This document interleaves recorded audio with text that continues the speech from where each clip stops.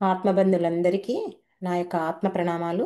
ఇంత గొప్ప ధ్యాన జ్ఞాన మార్గాన్ని మనకు అందించిన మహాత్ములైన బ్రహ్మర్షి పితామహ పత్రిజీ దంపతులకు, నాకు జ్ఞానాన్ని అందించిన బ్రహ్మర్షి తటవర్తి వీర రాఘవరావు గారి దంపతులకు ఒకసారి ఆత్మ ప్రణామాలు తెలుపుకొని ఈ కార్యక్రమాన్ని స్టార్ట్ చేసుకుందాం మాస్టర్స్.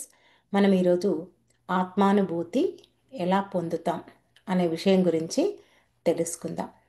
మరి ఈ విషయం తెలుసుకునే కంటే ముందు మనం ధ్యానంలోకి ఎలా వస్తాము, ధ్యానంలోకి వచ్చిన వారు ఎందుకు ఉండలేకపోతున్నారు అలాగే అనేది తెలుసుకుందాం. చాలామంది ధ్యానం చేస్తుంటారు.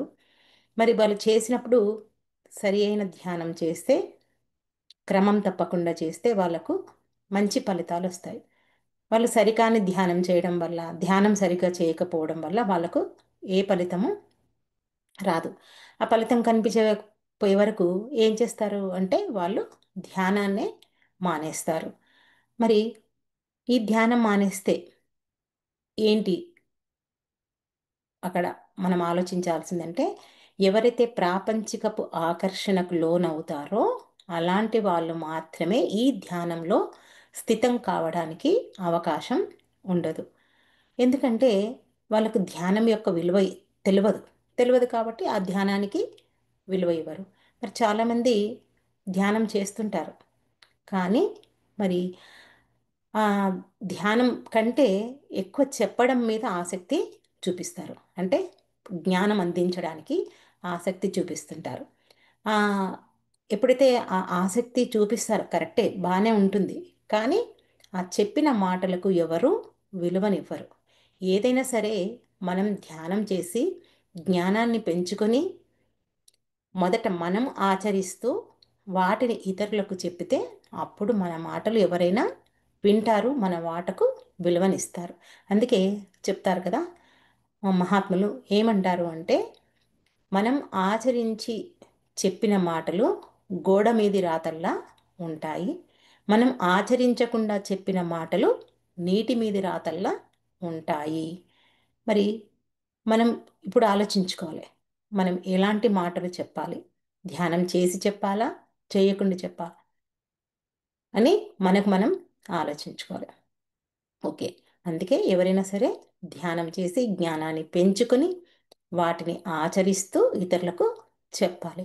మరి ధ్యానంలోకి ఎలా వస్తాము అనే విషయానికి వస్తే, మనం చేసిన పుణ్యకర్మలు, అంటే మనం చేసేటటువంటి దానం అనుకోండి, మనం పాటించే ధర్మం అనుకోండి, మనకున్న త్యాగబుద్ధి అనుకోండి, ఈ మూడింటి వల్ల మనకు పుణ్యం ఎక్కువగా వస్తుంది. ఈ పుణ్యం చేసిన వారే ఈ ధ్యాన మార్గంలోకి రాగలుగుతారు. పుణ్యం లేని వారు ధ్యాన మార్గంలోకి రారు. అందరూ అంటుంటారు, నేను ఇంతమందికి చెప్తున్నా ధ్యానం చేయమని, అయినా వాళ్ళు రావట్లేదు అని బాధపడతారు. కానీ అందరికీ తెలియని విషయం ఏంటి అంటే, నేను నా శక్తి పెంచుకోలేదేమో అని వీళ్ళది తక్కువ అంచనా వేసుకుంటారు. మనం చెప్పిన వ్యక్తులు ధ్యానంలోకి రాలేదంటే రకరకాల రీజన్స్ ఉంటాయి. కాబట్టి మనం వాటి గురించి ఆలోచించదు. వాళ్ళు పుణ్యం చేయకపోయినా, ధర్మాన్ని పాటించకపోయినా, వాళ్ళకు త్యాగబుద్ధి లేకపోయినా వాళ్ళు ఈ మార్గంలోకి రాదు. మరి ఈ పుణ్యం ఎప్పుడైతే ఉంటుందో అప్పుడు మనకు భగవంతుని మీద భక్తి కలుగుతుంది. మొట్టమొదట్లో భక్తి ఎవరికైనా సరే, ఏ మానవుడికైనా సరే ఎలా ఉంటుందంటే, తనకున్న ప్రాపంచికపు కోరికలు తీరాలనే ఆ భగవంతుని పైన భక్తిని పెంచుకుంటాడు కదా. ఎందుకు అంటే భగవంతుడు తన యొక్క కోరికలు తీరుస్తాడని అతని యొక్క నమ్మకం. తర్వాత ఆ భగవంతుడు మీద భక్తి కలిగినప్పుడు చెయ్యగా చేయగా చేయగా ఏం చేస్తాడు, ఆ భగవంతుని మీద ప్రేమను పెంచుకుంటాడు, తన యొక్క భక్తిని పెంచుకుంటాడు. మరి అలాంటి భక్తినే అనన్య భక్తి అంటారు. ఇక్కడ ఈ అనన్య భక్తి ఎవరికైతే ఉంటుందో వాళ్ళు అన్నింటిలోనూ, ఈ సృష్టి అంతా, ఈ ప్రపంచం అంతా, అన్ని జీవుల్లోనూ, అందరిలోనూ ఆ భగవంతుడే ఉన్నాడు అని నమ్ముతారు. అప్పుడు ఇంకేం చేస్తారు, అన్నిటి మీద అన్నిట్లో ఉన్నాడు భగవంతుడు అన్నప్పుడు త్యాగబుద్ధితో ఉంటాడు. ఈ త్యాగబుద్ధి ఎప్పుడైతే ఉంటుందో ఇంకేమొస్తుంది, ఇక్కడంతా భగవంతుడే ఉన్నాడు అన్నప్పుడు ఆటోమేటిక్గా వైరాగ్యం వస్తుంది. అంతే కదా. ఇక్కడ నేను అనేది ఇంకా అహంకారం లేదు. నేను కాదు, అంతా భగవంతుడే ఉన్నాడు అనే వరకు ఇక వైరాగ్యం వస్తుంది. నాది ఎప్పుడైతే అనుకుంటామో మనకు స్వార్థం ఉంటుంది. అంతా భగవంతుడిదే అనుకున్నప్పుడు ఎవరికి ఏమీ ఇవ్వాల్సిన అవసరము లేదు. ఎవరికి ఏమి ఇచ్చినా కూడా ఇంకే బాధ ఉండదు. ఎందుకంటే నాది కాదు కదా, ఇదంతా ఆ భగవంతుడిది అని మనం ఎప్పుడైతే తెలుసుకుంటామో ఇంకా అక్కడ మనకు వైరాగ్య భావం వస్తుంది. ఈ సంపదలన్నీ మనకు ఆ భగవంతుడు అనుభవించడానికే ఇచ్చాడు కాబట్టి మనం త్యాగబుద్ధితో దాన్ని అందరికీ పంచుతూ మనం అనుభవించాలి. ఇతరులకు పంచాలి, మనము అనుభవించాలి.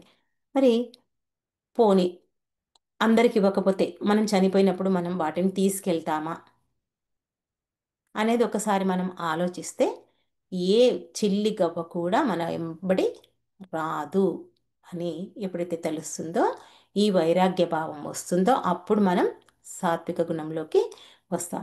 ఎప్పుడైతే ఈ సాత్విక గుణంలోకి వస్తామో మనం ఈ ధ్యాన మార్గంలోకి వస్తాం. ఇంత ప్రాసెస్ ఉంటుంది మనం ధ్యానంలోకి రావాలంటే. ఊరికే మనం ఇలా చెప్పగానే అలా ఎందుకు ధ్యానంలోకి రాలేదు, నా శక్తి పెరగలేదేమో అని మనల్ని మనం తక్కువ అంచనా వేసుకుంటాము. వాళ్ళ కర్మ తీరాలి, వాళ్ళకు దానం ధర్మం ఉండాలి, త్యాగబుద్ధి రావాలి, సాత్విక గుణంలోకి రావాలి. ఇన్ని ఉంటేనే వాళ్ళు మనం చెప్పిన ఈ మార్గంలోకి వస్తారు. అంతేకాకుండా ఇక్కడ ఈ సాత్విక గుణంలోకి వచ్చిన తర్వాత కూడా మనకు ఇంద్రియ నిగ్రహం ఉండాలి. ఈ ఇంద్రియ నిగ్రహం ఉంటేనే మనకు ఈ తమో గుణము రజోగుణము ఇంకా మనల్ని ఆకర్షించవు. ఇక్కడ ఇంకా ఏంటి తమో గుణం అంటే మనలో ఉన్నటువంటి ఏ మాత్రం బద్ధకమున్నా, సోమరితనమున్నా, ఎప్పుడు ఇతరులపైన ఆధారపడి జీవించాలి అన్నా, లేదా మనకి ఎక్కువ ఆకలి ఉన్నా, ఎక్కువ నిద్ర ఉన్నా మనం ఇంకా ఈ తమో గుణంలో ఉన్నట్లే. ధ్యానంలోకి వస్తాం, వచ్చాక కూడా మనలో ఇవన్నీ చోటు చేసుకుంటున్నాయంటే అమ్మో నాకు తమో గుణం వచ్చేస్తుంది అని మనకు మనం చెక్ చేసుకోవాలి. చెక్ చేసుకొని ఆ గుణం నుంచి బయటపడటానికి మనం అంటాం ధ్యానంలోకి వస్తే అరిషట్ వర్గాలు పోతాయి, తమో గుణం పోతుంది, రజోగుణం పోతుంది అని అనుకుంటాం. ఏవి అన్నీ మనలోనే ఉంటాయి. మనలో ఉండడం కారణంగానే మనం ఏం చేస్తాం, కొన్ని రోజులు క్లాస్ అటెండ్ అవుతాము, కొన్ని రోజులు కాము, కొన్ని రోజులు ధ్యానం చేస్తాము, కొన్ని రోజులు ధ్యానం చేయము.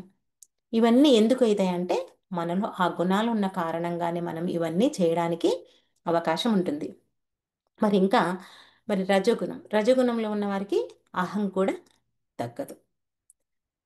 మరి నేను, నాది, పదవి, డబ్బు, అందం ఇవన్నిటి గురించి ఎప్పుడైతే ఆలోచిస్తుంటామో ఇక్కడ మనకి ఇంకా రజోగుణం ఉన్నట్లే. ఈ రజోగుణం ఉన్నంత కాలం మనం జ్ఞానాన్ని పెంచుకోలేం. ఇప్పుడు ఆమె చెప్తే నేనేంటి వినాలి అనే ఆలోచన ఉంటుంది చూడండి, కొంతమందికి ఉంటుంది. ఆ ఆలోచన ఉన్నా కూడా మనలో అహంకారం ఉన్నట్లే. మీ తమోగుణంలో ఉన్నంత వరకు ధ్యానము చేయలేము, రజోగుణంలో ఉన్నంత వరకు అహంకారాన్ని తీసివేయలేము. మనకు అహంకారం ఎప్పుడైతే మనలో నుంచి పోదో మనకి ఇంకా జ్ఞానం పెరగదు. ఈ రెండు పోతేనే మనం ఈ సాత్విక గుణంలోకి వస్తాము. ఈ సాత్విక గుణంలోకి ఎప్పుడైతే వస్తామో మనకి ఎప్పుడు ఏది అవసరము, ఏది అవసరం లేదు అనేది ప్రతి ఒక్కటి మనం తెలుసుకోగలుగుతాం. చూడండి, మనం ఎన్ని జన్మలు తీసుకున్నామనేది కాదు ముఖ్యము, ఎంత డబ్బు ఉందనేది కాదు ముఖ్యము, ఎంత అందంగా ఉన్నామన్నది ముఖ్యం కాదు. మనకి ఎంత డబ్బు ఉన్నా, ఎంత అందం ఉన్నా, ఎన్ని పదవులున్నా, ఏది ఉన్నా మన జ్ఞానం పెంచుకోవాలి. అనుకుంటాం ఓ నాకు మస్తు జ్ఞానం ఉంది, నేను ఎవరితో నేర్చుకునే అవసరం లేదు అని అనుకుంటాం. కానీ అసలైన జ్ఞానము ఈ ఆధ్యాత్మిక జ్ఞానం ఉండాలి. ఈ ఆధ్యాత్మిక జ్ఞానం ఎవరికైతే ఉంటుందో వాళ్ళ బుద్ధి వికసిస్తుంది. బుద్ధి వికసించాలి అంటే జ్ఞానాన్ని పెంచుకోవాలి. జ్ఞానం ఎప్పుడైతే పెంచుకుంటారో ఏం చేస్తారు, వాళ్ళలో అహంకారం అనేది నశిస్తుంది. ఒక్కటే గుర్తుపెట్టుకోవాలి, మనలో అహంకారం పోవాలి అంటే మనం జ్ఞానాన్ని పెంచుకోవాలి.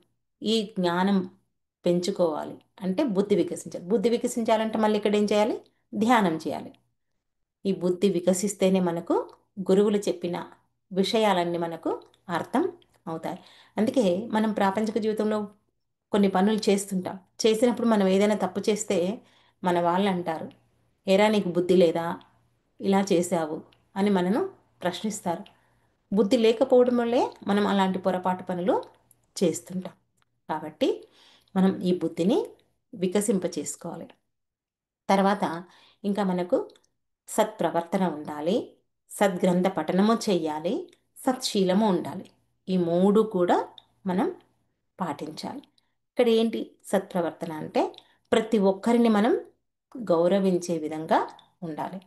అంటే మనకేమో ఒక అలవాటు ఉన్న అలవాటు అంటే చెడు అలవాటు ఏంటంటే డబ్బున్న వాళ్ళను, బాగా అందంగా ఉన్న వాళ్ళను, పలుకుబడి ఉన్న వాళ్ళను, కీర్తి ప్రతిష్టలు ఉన్న వాళ్ళను ఒకలా చూస్తాము.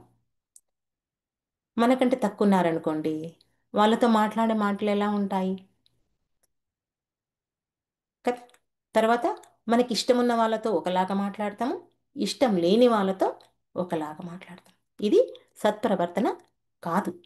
సత్ప్రవర్తన ఎలా ఉండాలంటే అందరిలో ఆ భగవంతుని చూసుకోవాలి. పోని భగవంతుడు వరకెందుకు, నన్ను నేను చూసుకోవాలి. ఏ వ్యక్తితో అయినా మనం మాట్లాడుతున్నామంటే మనల్ని మనం చూసుకోవాలి. అప్పుడు నువ్వు ఆ సత్ప్రవర్తన పాటించినట్లు. మన మాట ద్వారా కానీ మన చేతుల ద్వారా కానీ ఎప్పుడూ ఎవరిని ఇబ్బంది పెట్టొద్దు.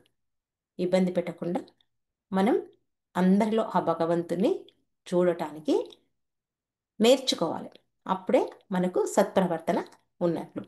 మరి సద్గంధ పఠనము అంటే ఆధ్యాత్మిక జ్ఞానాన్ని ఏవైతే పెంపొందిస్తాయో ఆ పుస్తకాలను మనం చక్కగా చదవాలి.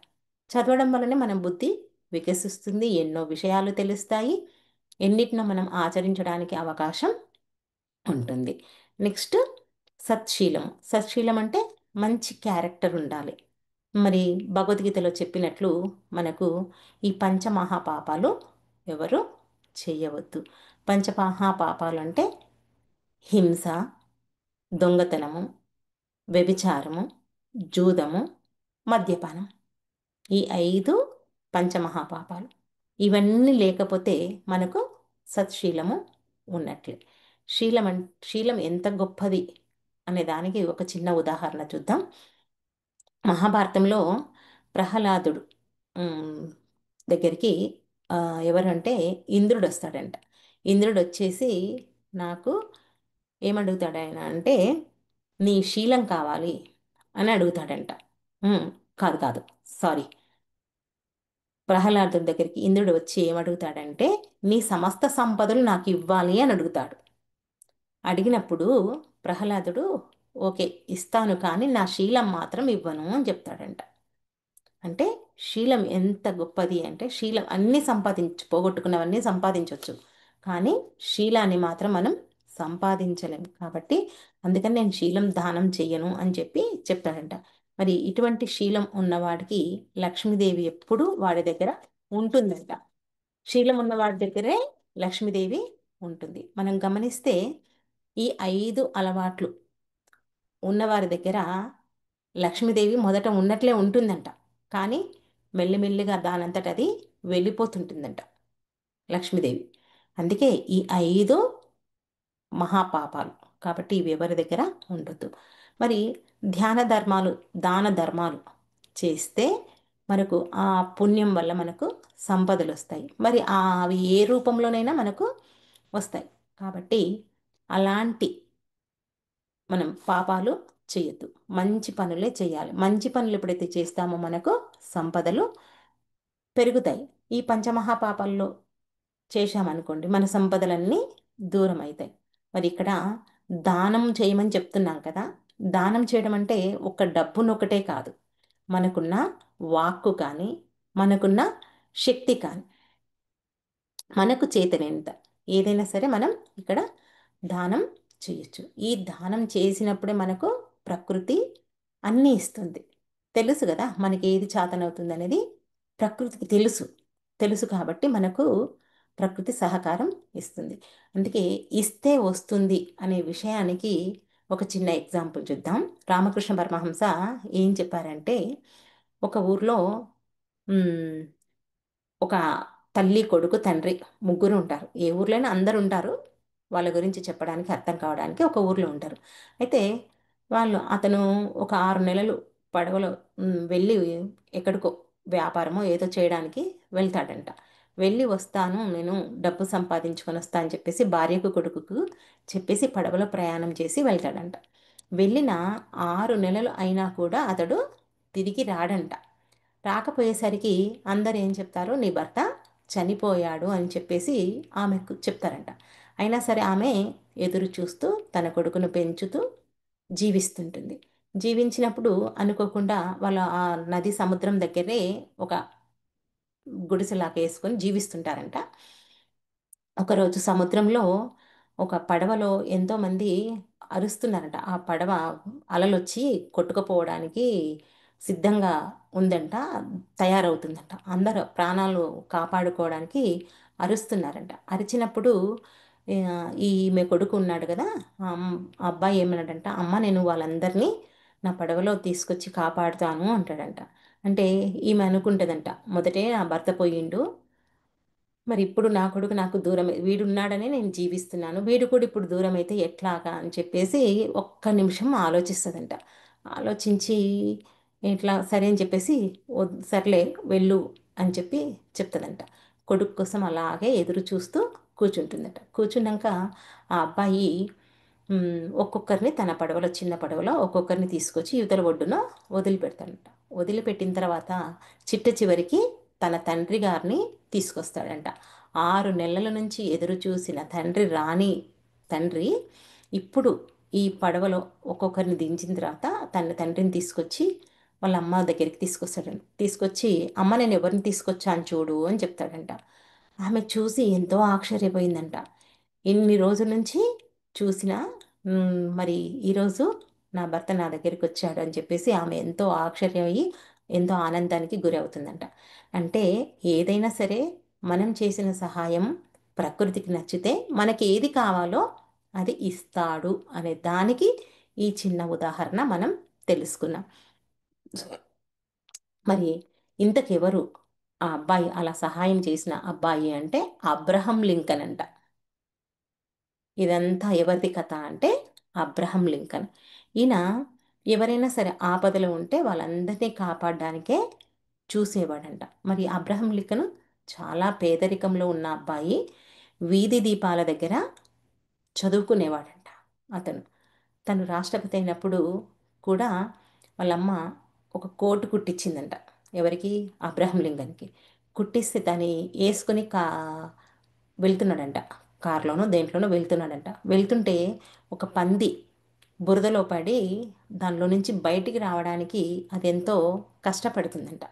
కష్టపడ్డప్పుడు ఇతను ప్రయాణించే దానిలో కారో ఏదో ఆపేసి ఆ పందిని తీసి బయట పెట్టేసి పెట్టేసి చూసుకునే వరకు ఆ కోట్ అంతా బురదతో నిండుకుపోయిందంట.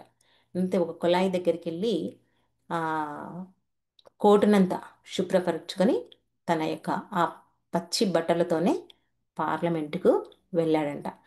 మరి అంతేకాకుండా ఈ అబ్రహం లింకను ఆయన రాష్ట్రపతి అయినప్పుడు ఎక్కడో వేదిక మీద ప్రసంగించడానికి వెళ్తుంటే ఈ అబ్రహం లింకన్ ఏ దగ్గరికి ఒక ఆయన చెప్పులు పోయినాయి అని చెప్పి వచ్చిందంట. చెప్పులు కుట్టేవాడంట వాళ్ళ నాన్న, చెప్పులు కుట్టమని చెప్పి వచ్చిందంట. అయితే ఆ ప్రసంగించేది ఆపి ఇతనికి చెప్పులు కుట్టించి తను స్టేజ్ ఎక్కి మళ్ళీ ప్రసంగాన్ని ఇచ్చాడంట. తను రాష్ట్రపతి అయినా కూడా ఒక పందిని బురదలో నుంచి కాపాడిండు. తను చేసే వృత్తిని కూడా తను మర్చిపోలేదు. అంత గొప్ప వ్యక్తి. మరి అంత రాష్ట్రపతి అయినా మరి ఎంత అహంకారం ఉంటుంది. మాకు చిన్న పదవి వస్తేనే ఎంతో పెద్ద అహంకారం. ఒక చిన్న క్లాసు గొప్పగా చెప్పామనుకోండి, అందరు మెచ్చుకున్నారనుకోండి, ఎంత బాగా చెప్పావు, ఎంత బాగా చెప్పామని మనకి ఎంత అహంకారం వస్తుంది కదా. అయినా సరే రాష్ట్రపతికి అబ్రహం లింకన్కి అహంకారం రాలంటే చిన్నప్పటి నుంచి ఆయనకు ఆ త్యాగ బుద్ధి, ఆ సేవాగుణం ఉంది. వాళ్ళ తల్లి తండ్రి అలా నేర్పించారు. వాళ్ళు కూడా, అతను కూడా అలా ఉండగలిగాడు. కాబట్టి మరి అలాంటి వాళ్ళను ఇప్పటికీ మనం గుర్తు చేసుకుంటున్నాము అంటే మరి అలాంటి వాళ్ళే ఈ చరిత్రలో మిగిలిపోతారు. మరి మనకు కూడా అలాంటి త్యాగబుద్ధి ఉంది అనుకోండి, మనకు కూడా ధ్యానం చాలా చక్కగా కుదురుతుంది. చూడండి, మనకి ఎంత సేవా గుణమున్నా, దాన గుణమున్నా, త్యాగ గుణమున్నా, మంచి మంచి లక్షణాలు, మంచి లక్షణాలు ఏవైతే ఉంటాయో మన మనసు అంత ప్రశాంతంగా ఉంటుంది, మనకు ధ్యానం కూడా అంత చక్కగా కుదురుతుంది. ఇక్కడ మరి ఈ అహంకారం ఎప్పుడైతే ఉండదో మనకు బుద్ధి పెరుగుతుంది. బుద్ధి పెరిగితే జ్ఞానం కూడా మనకు ఏమవుతుంది, వికసిస్తుంది. అహంకారం కూడా పూర్తిగా పెరుగుతుంది. మరి ఎప్పుడైతే ఈ ఆత్మజ్ఞానం పెరుగుతుందో మనకు ఈ ఆత్మానుభూతి కలుగుతుంది. ఎట్లా కలుగుతుంది ఆత్మానుభూతి అంటే, మనలో అహంకారం నశించి జ్ఞానం పెరిగితేనే మనకు ఆత్మానుభూతి కలుగుతుంది. మనం ఒకటే గుర్తుపెట్టుకోండి, మనం ఎదగాలి అంటే ధ్యానం జ్ఞానం ఒక్కటే సరిపోదు. త్యాగము, సేవం, దానము, ధర్మము, ఇవన్నీ ఉండాలి. ఇవన్నీ ఉంటేనే మనకు ఈ ఆత్మానుభూతి పొందడానికి మనకు అవకాశం ఉంటుంది. మనకు చాలా గొప్ప మార్గాన్ని ఇచ్చారు పత్రి గారు. కాబట్టి మనం వీటిని పట్టుకోవాలి. ఏంటి? సేవ, త్యాగం, ధర్మం. ఈ మూడింటిని మనం ఎప్పుడైతే ఆచరిస్తామో మన బుద్ధి వికసించి జ్ఞానాన్ని పెంచుకుంటే అప్పుడు మనకు ఆత్మానుభూతి కలుగుతుంది. ఓకే మాస్టర్స్, ఈ అవకాశం నాకు ఇచ్చినందుకు మీ అందరికీ నా యొక్క కృతజ్ఞతలు. Thank you, thank you, thank you. ఒక 2 నిమిషాలు ధ్యానంలో కూర్చుందా?